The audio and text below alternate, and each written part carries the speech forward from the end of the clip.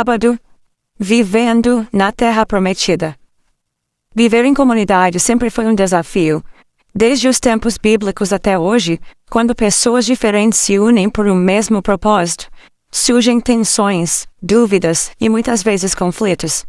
E é exatamente dentro desse cenário que a lição desta semana nos convida a refletir.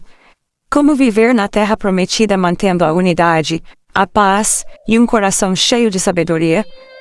Em Josué 22 encontramos um episódio marcante da história de Israel. As 2,5 tribos haviam cumprido fielmente sua missão, ao lado das demais tribos, na conquista de Canaã. Agora estavam livres para retornar às suas terras no lado oriental do Jordão. Mas ao chegarem à beira do rio, construíram um altar. Esse simples ato gerou um grande mal-entendido. As tribos do oeste interpretaram aquilo como rebeldia e infidelidade ao Senhor. Em poucos momentos, uma guerra quase começou entre irmãos. Que poderosa lição para os nossos dias! Quantas vezes julgamos sem ouvir? Quantas vezes tiramos conclusões apressadas baseadas apenas em aparências? A palavra nos lembra: a resposta calma desvia a fúria, mas a palavra ríspida desperta a ira. Provérbios 15:1. Um espírito manso poderia ter evitado um conflito devastador. A atitude das tribos do oeste revela zelo, mas também precipitação. Já as tribos do leste demonstram maturidade ao explicarem suas intenções. O altar não era para sacrifícios, mas como um memorial, um símbolo de unidade e fidelidade a Deus para as futuras gerações. O diálogo salvou a união do povo. Essa história ecoa diretamente em nossa vida hoje. A igreja também é formada por pessoas diferentes com culturas, experiências e opiniões distintas. Ainda assim, somos chamados a viver em unidade, como um só corpo em Cristo.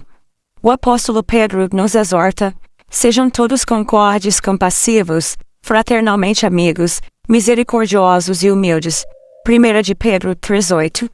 Vivenciar a Terra Prometida hoje não significa apenas esperar o seu futuro, mas experimentar, já agora, a paz, a reconciliação, o perdão e a comunhão que vem de Deus. Isso exige maturidade espiritual, discernimento e um coração disposto a ouvir antes de julgar. Deus nos chama para algo maior do que disputas internas. Nosso chamado é maior que nossas diferenças. Quando escolhemos o caminho do diálogo, da mansidão e do amor, preservamos a unidade do corpo de Cristo e damos um poderoso testemunho ao mundo. Que esta semana seja um convite para examinarmos nossas atitudes, palavras e julgamentos. Que aprendamos a responder com calma, buscar a verdade com humildade e lutar sempre pela unidade da igreja. Porque viver na Terra Prometida também é aprender a viver em paz com nossos irmãos.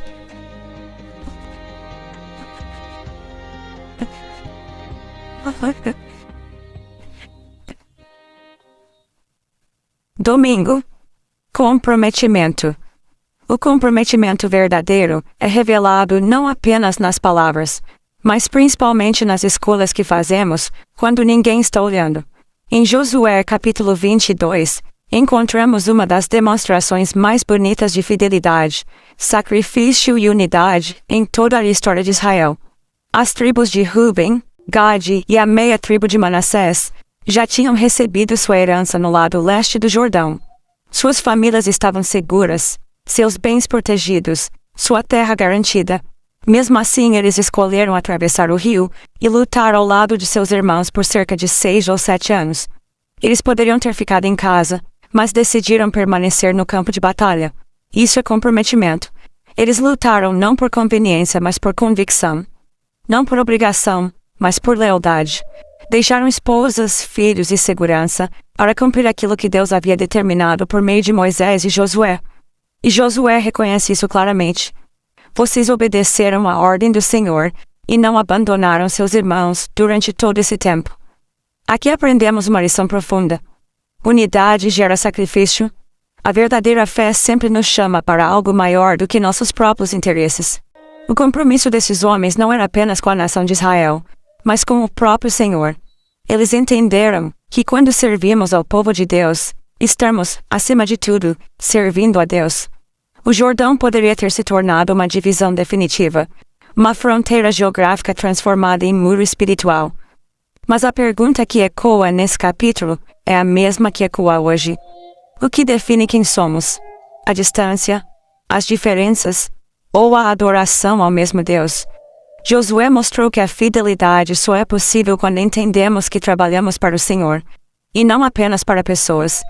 Esse mesmo princípio aparece no Novo Testamento. Paulo afirma que tudo o que fazemos deve ser feito como para Deus, não para homens. Quando essa verdade desce ao coração, o serviço deixa de ser peso e passa a ser privilégio. Na vida nem sempre o caminho será fácil. Há momentos em que o cansaço chega, o desânimo bate à porta, e tudo dentro de nós quer desistir. Mas o chamado de Deus continua sendo maior do que nossas limitações. Ele não apenas nos chama, Ele também nos capacita. Comprometimento verdadeiro é permanecer quando seria mais fácil ir embora. É continuar quando ninguém está aplaudindo. É escolher a fidelidade mesmo quando o custo é alto. Assim como aquelas tribos permaneceram firmes até o fim da missão, também somos chamados hoje a não abandonar a caminhada, a não soltar as mãos dos nossos irmãos, e a não perder de vista que estamos servindo ao Rei dos Reis. Quando mantemos diante dos nossos olhos a grandeza do nosso chamado, encontramos forças para prosseguir, mesmo em meio aos desafios, às lutas e às dores da jornada. Porque quem serve ao Senhor jamais luta sozinho.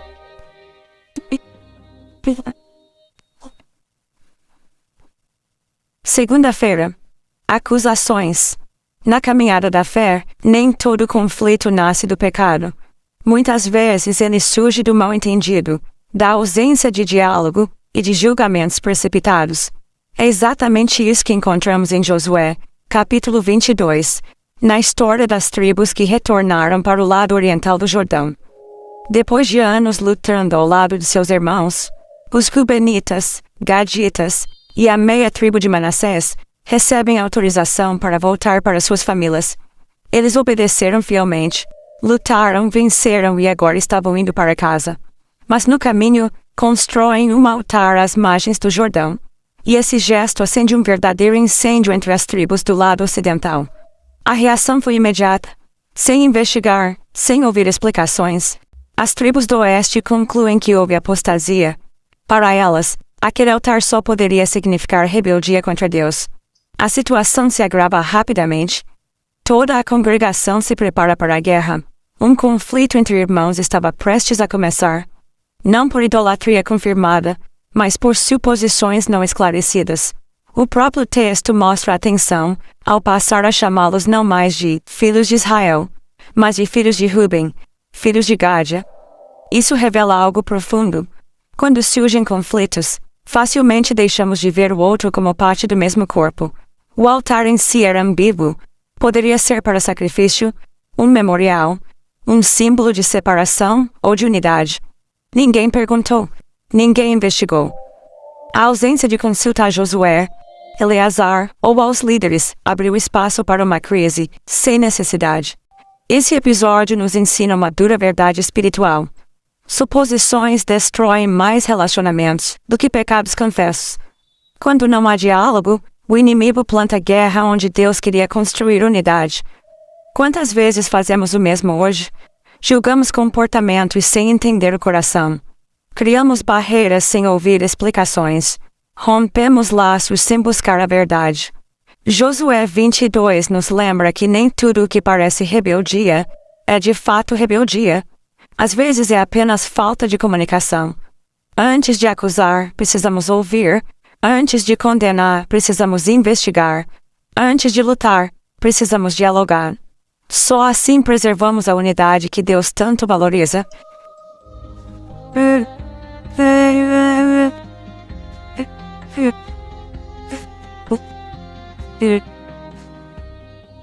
Feira, assombrado pelo passado, o passado tem um poder estranho sobre nós. Ele pode nos ensinar, nos proteger, mas também pode nos assombrar, nos paralisar e até nos fazer julgar de forma precipitada. Em Josué 22, vemos exatamente isso acontecer com o povo de Israel. Quando as tribos do leste do Jordão constroem um altar, um alarme soa imediatamente no coração das 9,5 tribos do lado ocidental. O medo não surge do nada. Ele nasce de uma ferida, ainda aberta na memória nacional. O pecado de Baal-Peor, registrado em Números 25. Naquela ocasião, Israel caiu em imoralidade e idolatria. E a ira do Senhor trouxe uma praga sobre o povo. Só cessou quando Finéias, em zelo pela santidade, tomou uma atitude decisiva. Por isso agora, diante do novo altar, as tribos escolhem justamente Finéias para liderar a delegação.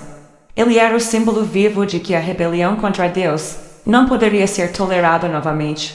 Sua presença carregava peso espiritual, autoridade e também lembrança de juízo. Junto com ele, foram líderes representando as 9,5 tribos, homens com responsabilidade espiritual sobre o povo.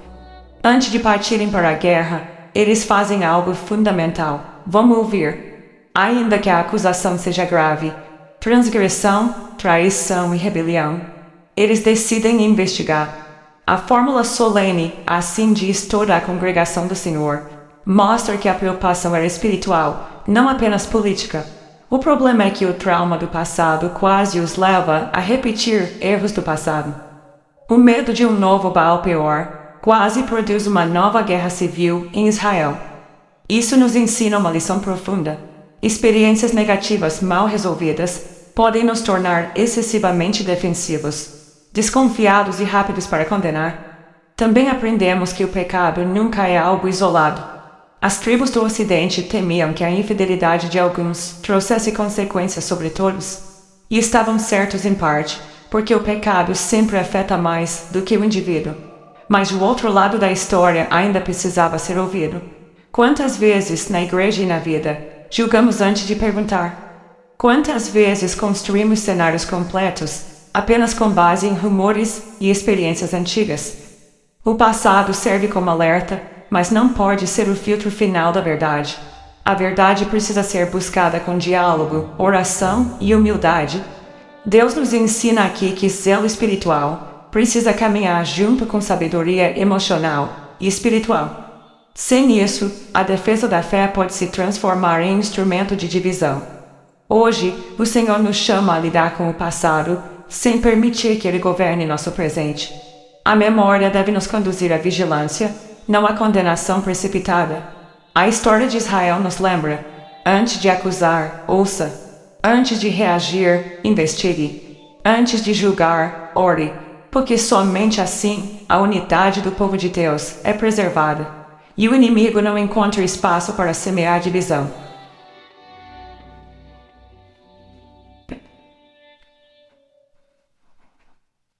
Quarta-feira, uma resposta gentil. Uma acusação grave havia sido lançada. Um possível pecado que poderia destruir a unidade de toda a nação? O cenário era tenso. A guerra parecia inevitável.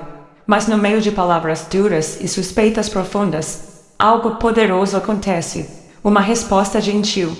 As tribos do leste do Jordão foram acusadas de rebelião, traição e idolatria. Em silêncio ouviram cada palavra. Não interromperam. Não reagiram com ira. Não devolveram acusação por acusação. Esperaram, e então responderam, não com gritos, mas com reverência. Elohim, Yahweh. O Senhor sabe. Essa não foi apenas uma defesa. Foi um juramento diante do Deus vivo. 3 nomes. 3 afirmações de fé. As tribos colocaram o próprio Deus como testemunha da sua inocência. Uma resposta que não nasce do orgulho, mas da consciência limpa diante do Senhor. Elas chegam a dizer: se fizemos isso por rebelião, que o próprio Senhor nos castigue. Que nível de temor! Que confiança absoluta de que Deus conhece as intenções do coração. E então surge a revelação surpreendente. O altar não era para sacrifícios, não era para substituição do culto, não era rebeldia, era um memorial. Um testemunho visível de que, mesmo separados pelo Jordão, eles pertenciam ao mesmo Deus, à mesma aliança, à mesma fé. O medo deles não era o da idolatria, era o medo da separação espiritual, o medo de no futuro seus filhos não serem mais reconhecidos como parte do povo do Senhor. E ali fica claro um princípio eterno. A verdadeira unidade não está na geografia, nos territórios, nas estruturas. A verdadeira unidade está na fidelidade espiritual ao Senhor. E quando a verdade veio à tona, algo extraordinário aconteceu. Os acusadores se alegraram. Não ficaram frustrados por estarem errados. Não insistiram no erro. Eles se alegraram porque a unidade de Israel foi preservada. A guerra civil foi evitada por uma resposta gentil. A fúria foi desarmada por palavras cheias de temor a Deus. A desconfiança foi vencida pela verdade, revelada com mansidão. E aqui está a grande lição para nós hoje. Nem todo conflito precisa terminar em guerra. Nem toda acusação precisa terminar em ruptura. Às vezes, tudo o que Deus quer usar para salvar uma história inteira é uma resposta calma. A resposta branda desvia o furor, mas a palavra dura suscita a ira. Que o Espírito Santo nos ensine a falar quando for necessário, a nos calar quando preciso, e acima de tudo, a responder sempre com graça, verdade e temor ao Senhor.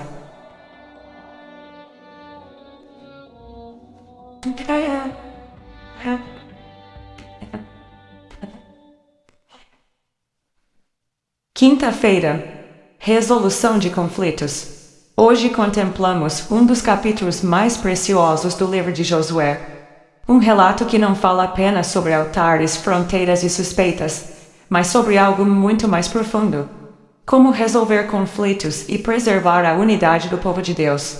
Depois de uma grande tensão entre as tribos do Oriente e do Ocidente do Jordão, finalmente chega o encontro decisivo. Finéias e os líderes das 9 tribos e meia escutam atentamente a explicação das tribos da Transjordânia, e então, algo poderoso acontece. A verdade acalma o coração, a humildade silencia a guerra, e a compreensão derrota o conflito. O texto bíblico registra que, quando Finéias ouviu as palavras deles, ficou satisfeito. A congregação louvou a Deus. O risco de guerra desapareceu. A unidade foi preservada, e a partir desse desfecho, a lição de hoje nos apresenta 6 princípios essenciais para resolver conflitos. Princípios que transformam relacionamentos, famílias, igrejas e comunidades. O primeiro é simples, mas profundo. Quando algo parece errado, dialogue. Muitas crises nasceram porque ninguém conversou. O silêncio alimenta suposições, e suposições alimentam guerras. Segundo, não tire conclusões precipitadas. As tribos ocidentais acreditaram num boato e imaginaram o pior. Quantas vezes fazemos o mesmo? Quantas vezes condenamos antes de ouvir? Terceiro, fale sobre o problema antes de agir. A pressa leva a decisões que depois lamentamos. Quarto, esteja disposto a sacrificar algo pela unidade. As tribos do Ocidente estavam dispostas até a ceder parte da própria terra, para evitar a perda espiritual dos demais. Este é um amor sacrificial, refletindo o caráter de Cristo. Quinto, responda com gentileza, mesmo quando acusado.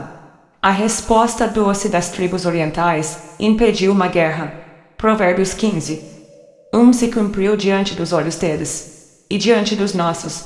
E o sexto, alegre-se quando a paz for restaurada. A verdadeira espiritualidade celebra a reconciliação.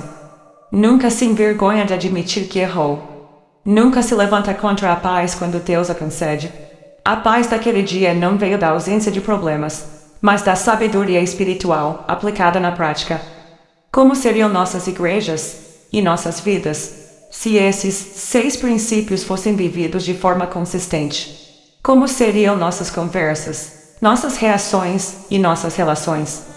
Hoje o Senhor nos chama a ser instrumentos de paz, a ser uma voz que acalma e não que inflama, a ser um coração que une e não que divide, a ser um testemunho vivo da oração de Jesus por nós.